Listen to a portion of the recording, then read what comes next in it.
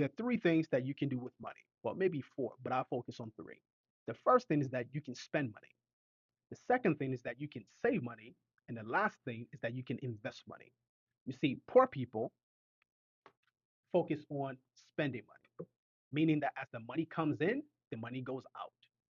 Middle class people focus on saving money, meaning they're able to maintain a certain lifestyle and they also have some money set aside. But wealthy people focus on investing. You see, this right here is how you create wealth because now you are in a position where your money is making more money. If you were to ask me though, that which one of these three buckets is the most important, I would say it's this bucket, saving a portion of your income. See, you have to understand that money attracts opportunities.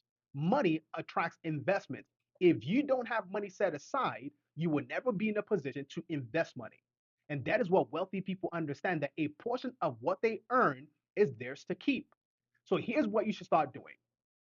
If you're in a position right now where you're struggling financially, no investments, and you're living paycheck to paycheck, if this is your paycheck, one of the most important things that you must do is to set aside at least 10% of what you're earning. So that will be, this is $100. So that means that you're going to be setting aside $10 every pay period into this bucket right here. Now, I can already hear some of you saying, Depot, I can't afford to save 10% of my income. And my answer is always the same. You can't afford to pay the government taxes every pay period, but you do it anyways. In fact, the government forcefully take their money before you even see your paycheck. So if you can afford to do that every pay period, what makes you think that you can't set aside a portion of your income to invest in your future? And if you can't do 10%, why don't you start with 5%? Why don't you start with 2%? See, it's not about how much money you're saving. It's about cultivating the habit of saving a portion of your income so that way you can eventually start investing and putting your money in a position to earn more money. And if you still feel that you genuinely do not have money to save, then you might want to ask yourself, what exactly are you spending money on?